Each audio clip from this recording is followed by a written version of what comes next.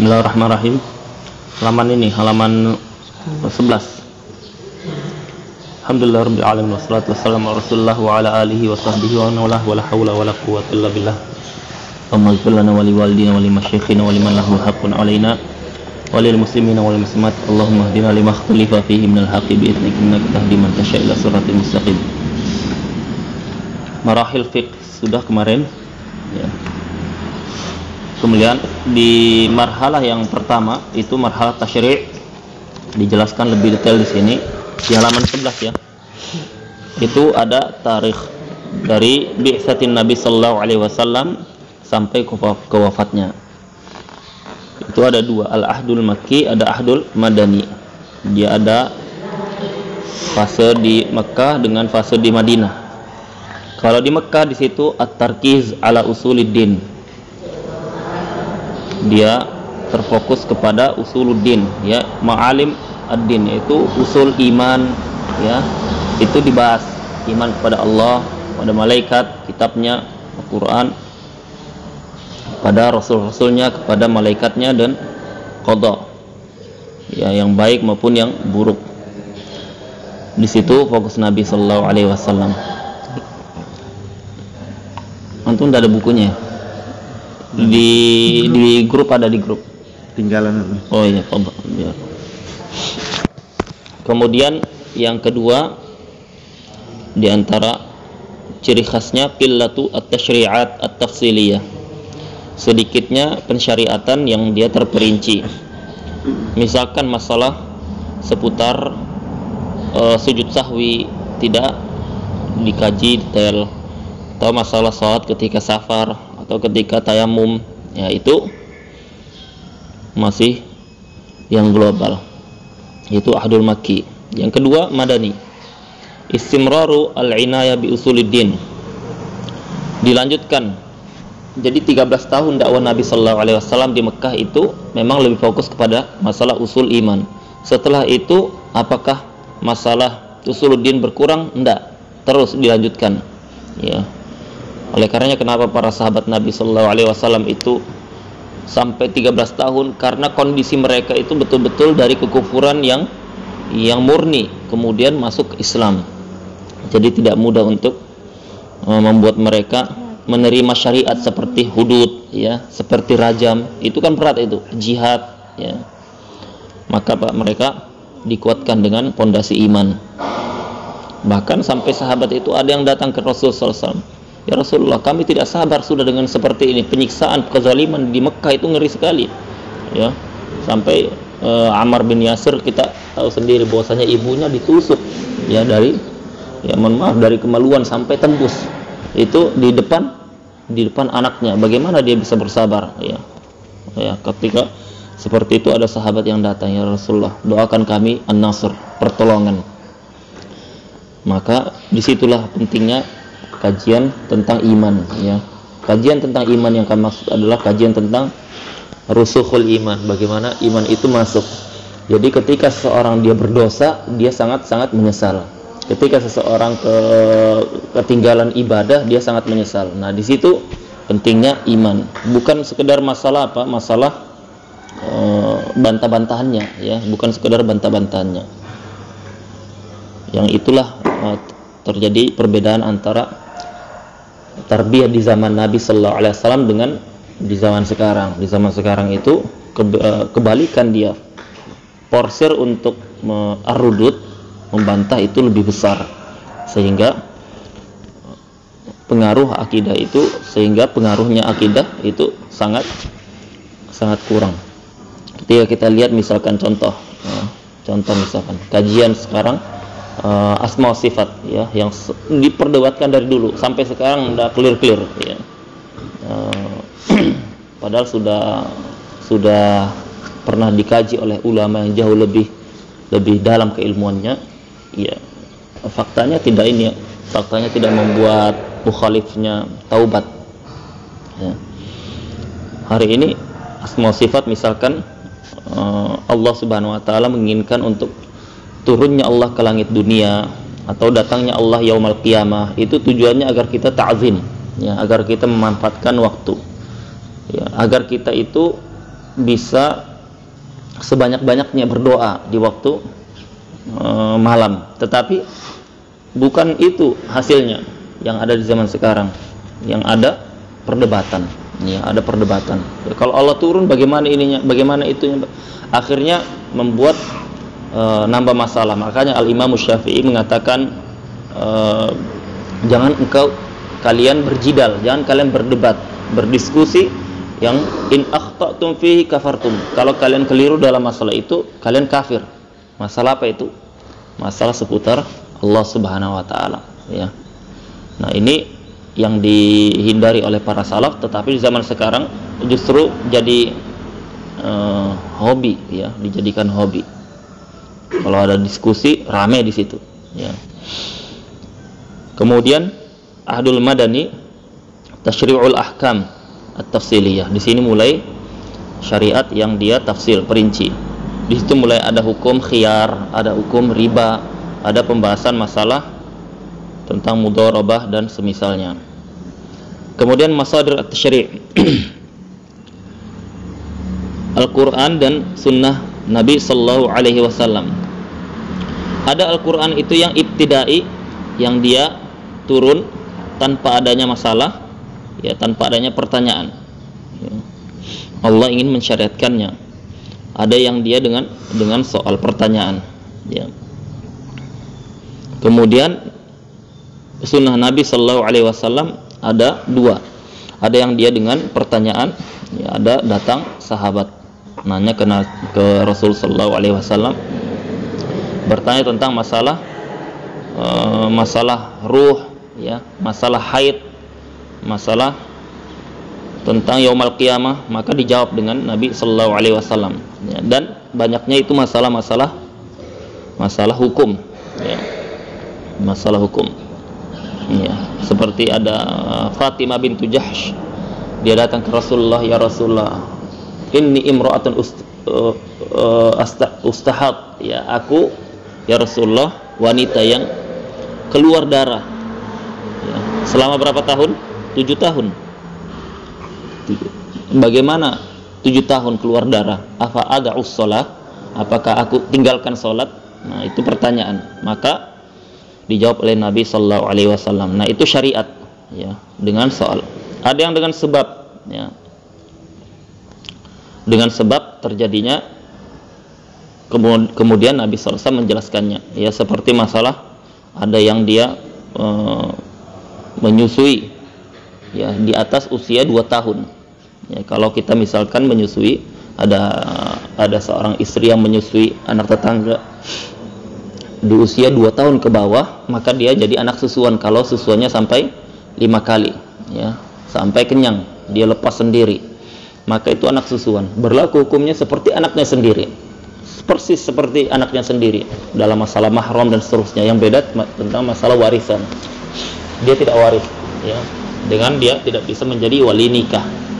Tapi dalam masalah mahram, dia cium ibunya, ya, dengan saudara-saudarinya, itu semuanya mahram, sama persis seperti anaknya kandung, ya, kalau 5 kali susuan.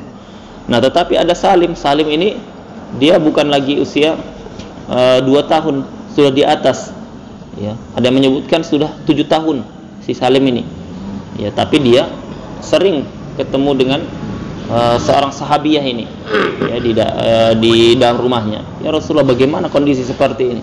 Dibiarkan Nabi SAW, ya. Khusus kondisi salim itu versi Syafi'iyah khusus, ya, karena ada nas, ya. Tetapi untuk yang lain tidak bisa, tidak dikiaskan. Itu sebab, ada sebab hukum, ya. Kemudian al-ma'alim. Al-ma'alim ini artinya apa? Rambu-rambu.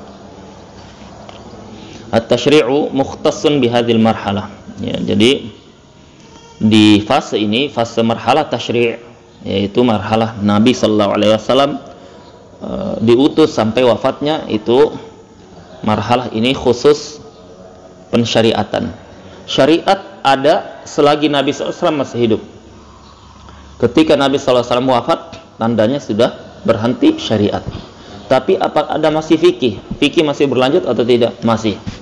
Kenapa? Karena syariat itu kaidahnya, ketika Nabi sallallahu alaihi wasallam melakukan sesuatu apapun bentuknya, ucapan, kata, takrir, ya, itu namanya syariat, ya, itu namanya syariat. Karena Allah Subhanahu wa taala mengatakan, wa ma atakumur rasulu fakhudhuh, ya, wa ma nahakum anhu fantahu. Apa yang diambil, dilakukan Nabi sallallahu alaihi wasallam, maka ambil, ya, ambil. Yang dilarang maka fantahu, berhenti darinya. Nah, itu syariat. Tetapi setelah wafatnya Nabi sallallahu alaihi wasallam, itu berhentilah syariat. Tetapi fikih berlanjut. Karena fikih itu apa? Fahmu ad-dalil, ya, fikih itu pemahaman dalil. Pemahaman terhadap dalil dia tidak terbatas, akan terus berlanjut, ya, akan terus berlanjut.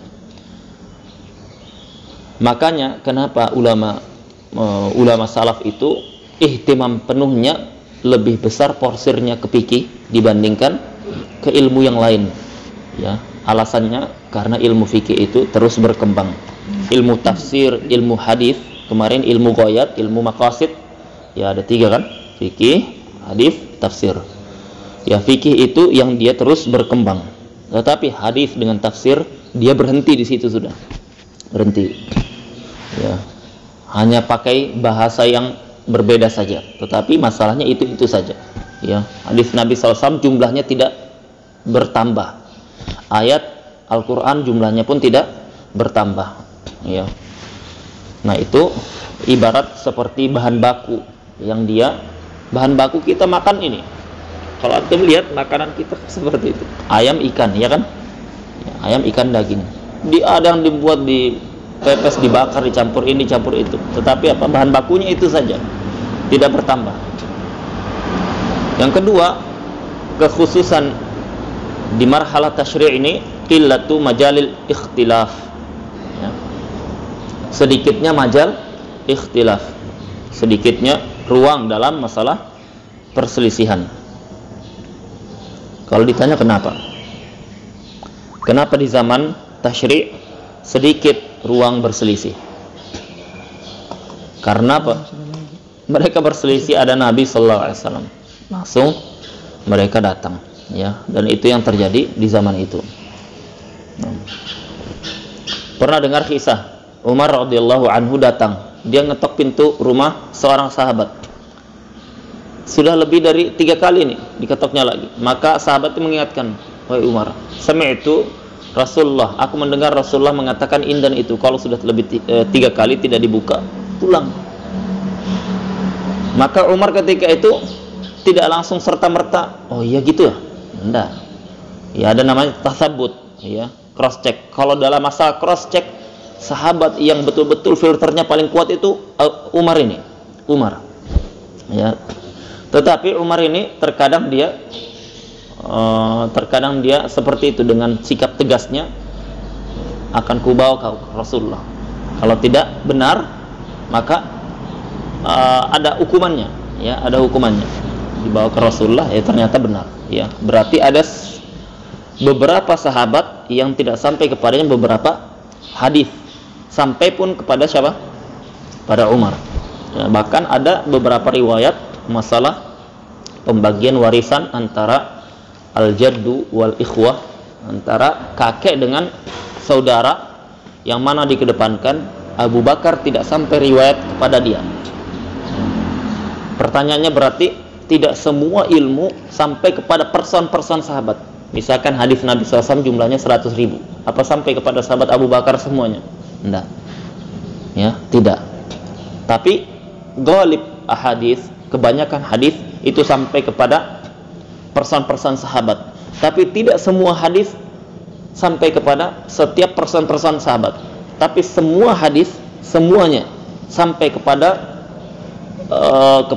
para sahabat secara umum. Tidak sampai kepada Abu Bakar, sampai kepada Khadijah. Tidak sampai kepada Khadijah, sampai kepada Aisyah, dan seterusnya. Jadi kalau ditanya apa ada hadis Nabi yang tidak sampai ke umat ini, jawabannya tidak ada. Jawabannya tidak ada. Mustahil, ya.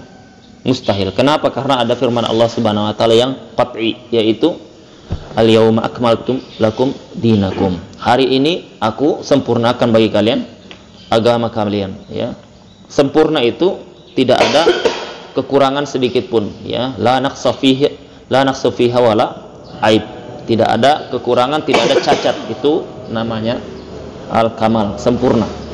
Berarti syariat yang sampai kepada kita ini sudah semuanya tersampaikan. Tetapi person-person ulama, apakah semua hadis sampai kepada Imam Malik? Tidak. Apakah sampai kepada Imam Ahmad yang dia jumlah hadisnya itu alfin 1 juta? Tidak. Ya, ada beberapa hadis yang tidak sampai kepada mereka. Tapi semua ulama tersebut kalau dikumpulkan seluruh syariat ada di mereka. Ya, tidak ada di satu, ada di yang kedua dan seterusnya. Beda itu ya, paham ya?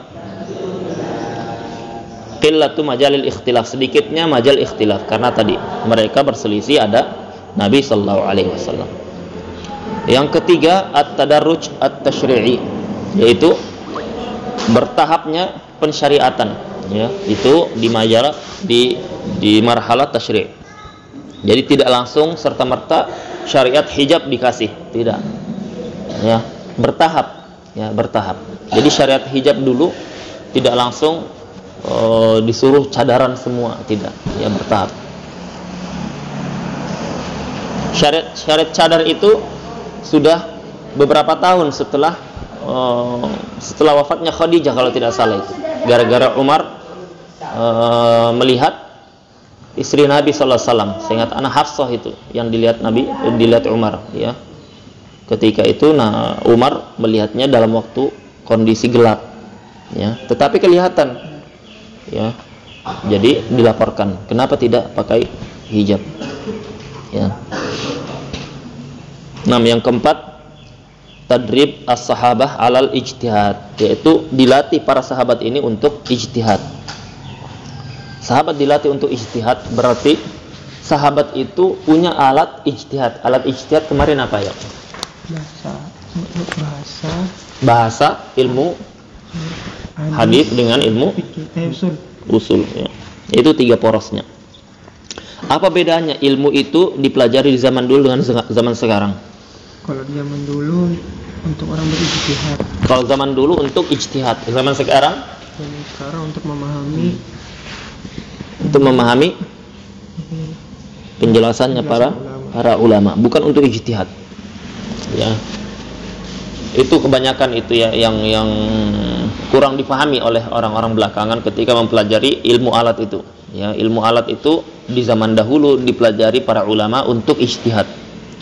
Di zaman sekarang dipelajari bukan untuk ijtihad, ya, bukan untuk ijtihad, tetapi untuk memahami aqwalnya para ulama, penjelasannya para ulama. Kenapa tidak bisa untuk ijtihad? Karena berkurangnya ilmu, ya. Karena berkurangnya ilmu, ya. Ilmu bahasa sudah berkurang, ya. Ilmu bahasa sudah berkurang. Ilmu usul hadis lebih-lebih lagi, ilmu usul fikih lebih-lebih lagi, ya. Kenapa? Karena porosnya semuanya di bahasa terjadi kelemahan. Yang kedua di ilmu yang lainnya. Makanya disebutkan di kitab Rawdatun Nazir, yaitu masalah apakah mujtahid itu bisa dari ajnabi. Ajnabi itu apa? Orang yang bukan Arab, non Arab, ya, non Arab. Bahasa ibunya bukan Arab, itu ajnabi. Meskipun dia tinggalnya di Saudi, ya. Tapi kalau bahasa ibunya dia bahasa Arab fasih, bukan bahasa Arab ini ya. Pekalongan Jawa, ya, bahasa Arab fasih, ya. Meskipun dia tinggalnya bukan di Timur Tengah, maka dia Arabi, ya. Jadi Arab itu patokannya adalah bahasa ibu dia, ya, maka jawabannya jumhur mayoritas para ulama, ajnabi itu tidak masuk kategori orang yang dia bisa ijtihad, meskipun dia mahma ala ma indahu min ilmi lughah, meskipun dia tinggi bahasanya, karena tidak sanggup. Ajnabi siapa tadi ajnabi? Di luar Arab. Ya, yang dia itu bahasa ibunya bukan Arab, ya. Itu yang disebutkan ulama kita, ya. Jadi ijtihad di zaman para sahabat itu mereka alatnya ada, tetapi tidak terbukukan.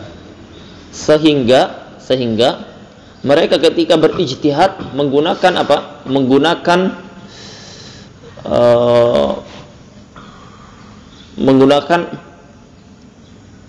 kebiasaan, ya. Kalau bahasa kita itu insting, ya, menggunakan insting yang ada pada mereka. Jadi mereka tidak terbukukan seperti di zaman setelahnya. Ya, jadi dia sudah tahu, oh ini dalil ini umum, ada yang mengkhususkan. Dalil ini mutlak, ada yang mentakyid, ya. Kemudian dalil ini ada yang dimaksudkan adalah pengkhususan secara umum, ada yang pengkhususan secara khusus. Mereka tahu itu. Dalil-dalil lafadz Arab, lafadz bahasa Al-Qur'an, bahasa hadis, mereka tahu secara tadi insting, ya, tidak tertuliskan, tidak diajarkan Nabi SAW caranya begini, pemahamannya caranya seperti itu, tidak. Ya, itu kelebihannya orang-orang di zaman dulu. Tetapi tidak semuanya para sahabat itu mereka ahlul ijtihad, tidak, ya. Dari para sahabat yang jumlahnya ada ribuan, itu hanya kurang dari 10% yang ahli ijtihad, ya. Kita sebutkan di sini fi tasyri'il ahkam, yaitu at-tadarruj at-tasyri'i, bertingkatnya syariat itu dalam dua hal. Fi tasyri'il ahkam, dalam pensyariatan hukum, ya, dalam pensyariatan hukum. Yang kedua, fi tasyri'i hukmin wahidin, dalam pensyariatan satu hukum saja, ya. Jadi bedanya, kalau pensyariatan ahkam, hukum-hukum, jadi dalam masalah hukum rukun Islam, ya, masalah sholat, masalah zakat, puasa, itu bertahap. Tidak langsung diberikan Allah hukum sholat, puasa, zakat satu, enggak. Jadi bertahap, ya. Syarat yang pertama kali apa? Yang pertama kali sholat dulu, ya, sholat dulu. Kemudian dalam pensyariatan satu hukum saja, ya, satu hukum dalam masalah sholat, itu pun bertahap, ya. Sholat dalam masalah sholat pun bertahap. Pertama, di awal Islam itu sholat boleh berbicara, ya, boleh berbicara, boleh mabuk di awal Islam. Bayangkan itu, ya, boleh berbicara, boleh mabuk. Bagaimana itu? Nah, itulah pensyariatan di awal Islam, ya. Dari sini kita belajar, ketika kita berdakwah, ketika kita mau menyampaikan satu kebaikan kepada orang yang dia belum siap, maka gunakan metode ini, yaitu at-tadarruj, bertahap, ya, bertahap. Contoh misalkan, ya, bagaimana bertahap? Orang yang ibu-ibu yang tidak berjilbab, bagaimana bertahap? Berarti dikasih tisu dulu baru? Enggak, bukan itu. Bertahapnya apa? Dalam masalah dia ini sudah sholat atau belum, ya. Kalau dia belum sholat, jangan dulu fokus ke jilbabnya, ya. Dia ini dalam masalah keyakinannya syariat itu dari Allah, ada surga neraka, itu sudah masuk belum? Kalau belum masuk, fokuskan ke situ, biar dia sadar dengan sendirinya. Jangan dipaksa dia, sholat bu, enggak, kafir, ya, bukan begitu. Tapi apa? Bertahap. Dan itu metode yang dipakai di zaman awal syariat Islam. Oleh karenanya Aisyah pernah mengatakan, sekiranya syariat yang pertama kali turun adalah syariat tentang haramnya khamr, larangan zina, niscaya tidak akan ada yang beriman. Niscaya tidak akan ada yang beriman. Kenapa? Karena itu tadi, mereka tidak siap, ya, mereka tidak siap. Bayangkan itu, ada yang sampai dia ketika diharamkannya khamr kan 3 tahapan dia. Ketika diharamkannya khamr, Madinah itu tumpah dengan khamr, ya. Aromanya kan kuat, aroma anggur itu kuat. Ada satu sahabat yang dia pindah ke Madinah, pindah ke Mekah. Ada satu sahabat yang pindah ke Mekah. Gara-gara apa? Gara-gara diharamkannya khamr mutlak, tidak boleh, tidak ada rukhsah sama sekali. Ada satu sahabat yang dia itu betul-betul khamr ini masya Allah sudah jadi candu bagi dia. Dia pindah, rihlah dari Madinah itu pindah, gara-gara tidak sanggup untuk meninggalkan khamr. Apakah dikejar Nabi SAW, dirajam? Tidak, dicambuk? Tidak, tetapi dibiarkan dia, karena memang tidak, posisinya tidak siap dia, ya. Nah itu faidahnya apa? Faidahnya seperti kita di zaman sekarang, ketika kita berdakwah, ya Allah, orang ini diajak sholat tidak pernah mau, ya, tidak pernah mau. Bagaimana? Berarti ya sudah, kita doakan dia ya. Terkadang memang seperti itu. Nah, kita cukupkan sampai sini. Subhanakallahumma wa bihamdika asyhadu an la ilaha illa anta astaghfiruka wa atubu ilaik.